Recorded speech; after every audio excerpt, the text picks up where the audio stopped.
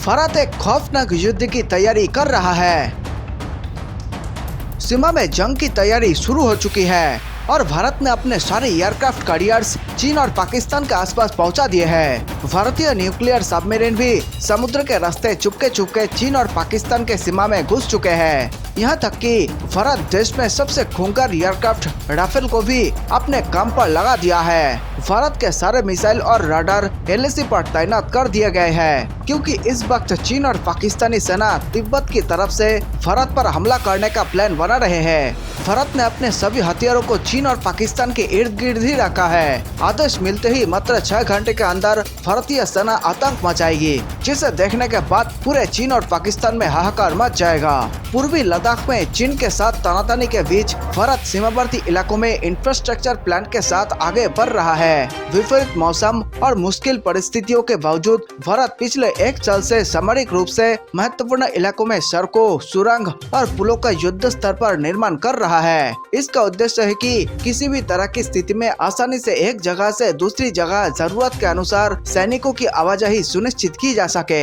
7 साल में बीआरओ के बजट में 3 गुना बढ़ोतरी। भारत भले ही बॉर्डर इलाकों में इंफ्रास्ट्रक्चर को लेकर भले ही चीन के मुकाबले पीछे है, लेकिन ड्रैगन के साथ अंतर को पाटने के लिए कोई भी कसर नहीं छोड़ रहा है। केंद्र सरकार का कहना है कि पिछले 7 सालों के दौरान सड़क परियोजनाओं और अन्य इंफ्रास्ट्रक्चर को विकसित करने के लिए बीआरओ के बजट में 3 से 4 गुना की वृद्धि की गई है। साल 2014 से अब तक बीआरओ ने 4800 किलोमीटर सड़क का निर्माण किया है।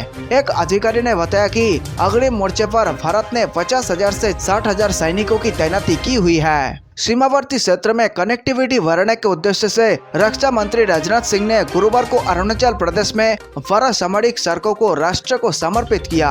इनमें से 10 अरुणाचल प्रदेश, एक लद्दाख और जम्मू कश्मीर में है। इस मौके पर राजनाथ सिंह ने कहा कि इन सामरिक सड़कों का निर्माण केंद्र सरकार की एक्ट ईस्ट पॉलिसी का हिस्सा है। ये उस बड़े लक्ष्य का हिस्सा है जिसके तहत सरकार सीमाई क्षेत्र के संपूर्ण विकास पर बहुत अधिक जोर दे रही है। सीमावर्ती राज्य में बड़ी संख्या में सामरिक रूप से महत्वपूर्ण पुलों और सड़कों के कर्जे को पूरा किया गया है। सैनिकों को हटाने से इनकार कर रहा है चीन। भारत और चीन के बीच पेंगोंग झील क्षेत्र से सैनिकों को चरणबद्ध तरीके से हटाने का समझौता हुआ था। इसके बावजूद चीन अभी तक इस प्रक्रिया को पूरा करने से इनकार कर रहा है। भारत तनाव घटाने के लिए गोगरा और देशपंग जैसे क्षेत्र से सैनिकों को पीछे हटाने पर लगातार जोर दे रहा है। इसके अलावा चीन एलएसी पर रोड सैनिकों को जुटाना, हेलीपैड के निर्माण के साथ ही सतह से हवा में मार करने वाली मिसाइलें तैनात कर रहा है। भारत के खिलाफ नापाक मंसूबे रखने वाले चीन की चालबाजियों का एक बार फिर से पर्दाफाश हुआ है। चीनी साइबर सैनिकों की एक संदिग्ध इकाई ने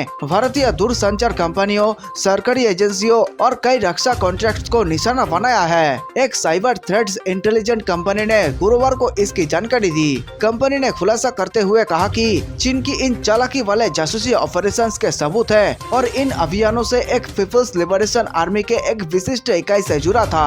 यूनाइटेड स्टेट्स के मुख्यालय के तहत आने वाले रिकॉर्डेड फ्यूचर की ओर से यह निष्कर्ष प्रकाशित की गई थी, जिसने इस साल की शुरुआत में बिजली और बंदरगाह क्षेत्र में भारत के महत्वपूर्ण बुनियादी ढांचे को टारगेट करने वाले निरंतर चीनी साइबर संचालन के शख्स की सूचना दी थी। मार्च में उजागर हुई इस यूनिट को रेड इको कहा गया, जबकि नए समूह की पहचान रेड फॉक्सट्रोट के रूप में की गई है। रिपोर्ट की माने तो रिकॉर्डेड फ्यूचर के इंसिक्ट ग्रुप ने संदिग्ध चीनी सरकार द्वारा प्रायोजित समूहों की पहचान की, जिसे रेड फॉक्सट्रोट के रूप में ट्रैक किया जा रहा है। इसने 2020 और 2021 के दौरान कई भारतीय संगठनों को टारगेट किया है। रिकॉर्डेड फ्यूचर के इंसिक्ट ग्रुप के एक शख्स ने कहा कि भारत के भीतर विशेष रूप से हमने पिछले 6 महीनों में 2 दूरसंचार संगठनों, 3 रक्षा कॉन्ट्रैक्टर्स और कई अतिरिक्त सरकारी और प्राइवेट सेक्टर के संगठनों को सफलतापूर्वक टारगेट करने वाले समूहों की पहचान की है। फिलहाल भारत के साइबर सुरक्षा प्रतिष्ठान के एक अधिकारी ने इस रिपोर्ट पर टिप्पणी के अनुरोधों का जवाब नहीं दिया। इंसिक्ट के एक प्रतिनिधि ने बताया कि यहाँ ध्यान देने वाले बात है कि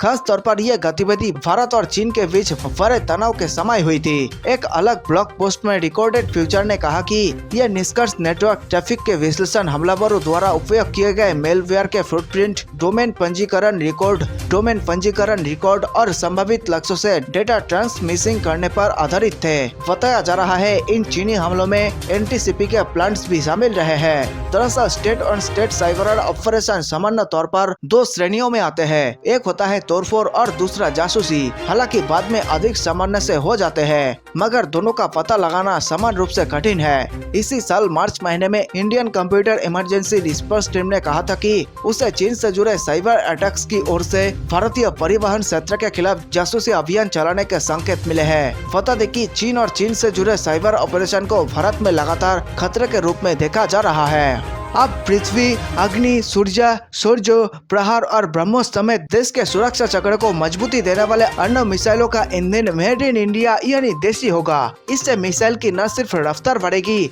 बल्कि औसत खर्च होने वाले ईंधन में भी 20 से 25% की बचत होगी। कम ईंधन में मिसाइल अधिक दूर तक मार कर सकेगी। इस स्वदेशी ईंधन को मिनरल ऑयल कॉर्पोरेशन ने रक्षा सामग्री और भंडार अनुसंधान एवं विकास प्रतिष्ठान के साथ मिलकर तैयार किया है। कोरोना काल में तैयार किए गए इस ईंधन को परीक्षण के लिए सेना इंडियन आर्मी के पास भेजा गया है। मिसाइल भेजने के लिए बनाए गए ईंधन की खासियत ये है कि यह अधिक देर तक जलता है। शुरुआती परीक्षण में इसे बेहतर पाया गया है। अब मिसाइलों में इस्तेमाल करने के लिए इसके परीक्षण किया जा रहा है। शहर के उद्यमी और स्वदेशी ईंधन पर काम करने वाले मिनरल ऑयल कॉर्पोरेशन के प्रबंध निर्देशक विकास चंद्र अग्रवाल ने बताया कि मिसाइल का ईंधन अभी तक विदेश से आता है। कोरोना काल में करीब 1 वर्ष के शोध के बाद उन्होंने मिसाइल का ईंधन बनाया है। Accreditation board for testing and calibration laboratories में इसका सफल परीक्षण किया जा चुका है। अब उच्च स्तरीय परीक्षण के लिए सेना को भेजा गया है। वहां से स्वीकृति मिलते ही मिसाइलों में इसका इस्तेमाल किया जाने लगेगा।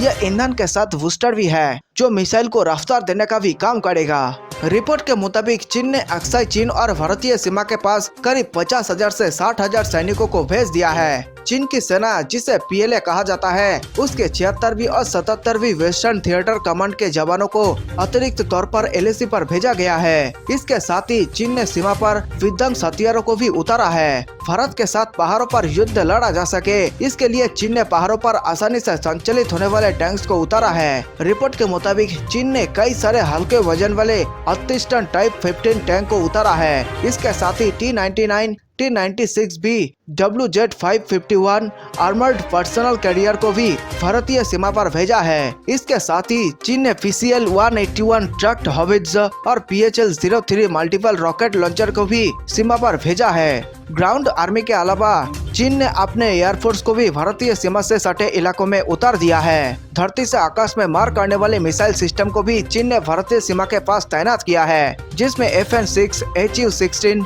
HQ-17, PG-59 और HQ-7M शामिल है। इसके साथ ही चीन ने अपने अत्याधुनिक एयरफोर्स फाइटर जेट को भी भारतीय सीमा के पास भेजा है, जिसमें J-20, J-20A, J-20B, J-10V और J-10-11 शामिल है। इसके साथ ही J-9 और J-20 हेलीकॉप्टर को भी चीन ने भारतीय सीमा के पास अपने क्षेत्र में भेजा है। वही 12 एयरफील्ड का भारतीय सीमा की तरफ मुंह है। इसके साथ ही रिपोर्ट है कि चीन इंडियन एडवांस लैंडिंग ग्राउंड के विपरीत दिशा में अपनी सीमा में एक हेलीपोर्ट का निर्माण भी तेजी से कर रहा है।